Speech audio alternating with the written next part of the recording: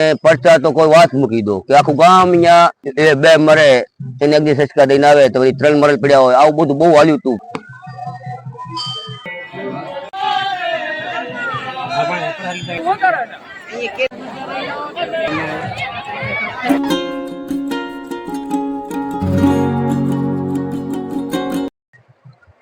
નમસ્કાર દર્શક મિત્રો, તમારું સ્વાગત છે અમારા યુટ્યુબ ચેનલ શિવ સ્ટુડિયો ચોરાડમાં. આજે અમે આવ્યા છીએ સાંતલપુર તાલુકાના વહુવા ગામે, જ્યાં કને રવેચી માતાનું બહુ પ્રાચીન મંદિર છે અને માતાજીનો વર્ષોથી અહીંયા મેળો ભરાય છે. ભાદરવા સુદ આઠમનો તો માતાજીના મેળાના અમે તમને દર્શન કરાવશું. અમારી સાથે વિડીયોમાં જોડાયેલા રહેજો. અમારી ચેનલને લાઈક કરજો, શેર કરજો અને સબસ્ક્રાઈબ કરજો. ચાલો મેળાના દર્શન કરીએ. જો મિત્રો, અહીંયા તમને આખા મેળાના અહીંયાથી દર્શન થશે. આખા મેળાની વહુવાની પાવન ધરતી એની ઉપર ભાદરવા સુદ સાતમ રવેચી માતાજીનો એમ કહેવાય કે રમેલ હોય રાત્રે, અને ભાદરવા સુદ આઠમ સવારના અહીંયા મેળો ભરાય. એ મેળાના તમે અહીંયા દર્શન કરી રહ્યા છો. મારી સાથે કેમેરામેન દેવ આહિર.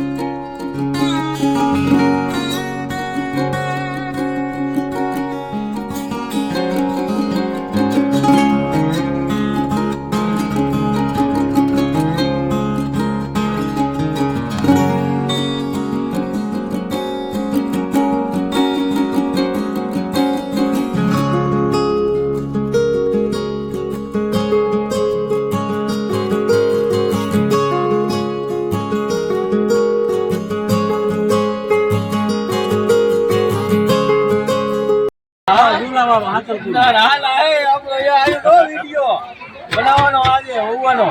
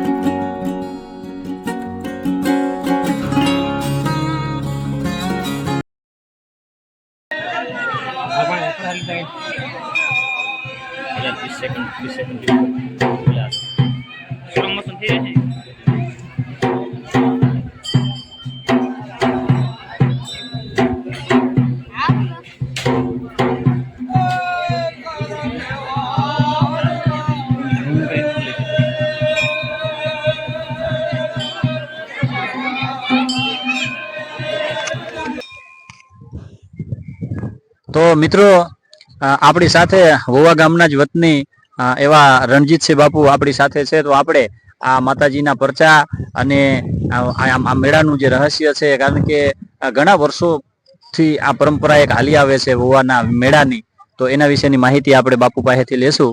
તો બાપુ, આ માતાજીનું અહીંયા પ્રાગટ્ય અને આ મેળા વિશે થોડીક અમને માહિતી આપો. માતાજીનો ઇતિહાસ તો બહુ લાંબો છે, પણ તમને ટૂંકમાં સમજાવું કે ભાદરવી સુદ હાતમના રમેલ હોય છે અહીંયા, અને દી ઉગતા આથમના અહીંયા લાપસીનો પ્રસાદ હોય છે, ચા પાણી ચાલુ હોય છે, પાછા વળી ભૂપા એમને ધૂળતા હોય. અને આ પાછળ તળાવ છે તે માછલી તળાવ કહેવાય છે. અને પડતા તો કોઈ વાત મૂકી દો કે આખું ગામ અહીંયા પહેલા કહેવાતું કે રોડિયું એ 2 મરે એને અગ્નિ સંસ્કાર દઈને આવે તો વળી 3 મરલ પડ્યા હોય, આવું બધું બહુ હાલ્યું હતું. પણ એના પ્રતાપથી વળી પાછું આનંદ મંગલ છે. અને આ ભાદર સુદ આશ્રમના મેળો 18 વરણ અહીંયા આવે છે અને મારે છે. આ અમારા માતાજીનું આટલું છે. પેલા જૂના અહીંયા સગતમાનું મંદિર છે, વચમાં આ ભોલેનાથનું છે, આ બાજુ પણ ભોલેનાથનું છે. અને બહુ સારું છે. અહીંયા પક્ષસ્થાન પણ સારી છે. અને આવે ચા પાણીનો બાપજી આશરો હારો આપે છે. જય માતાજી.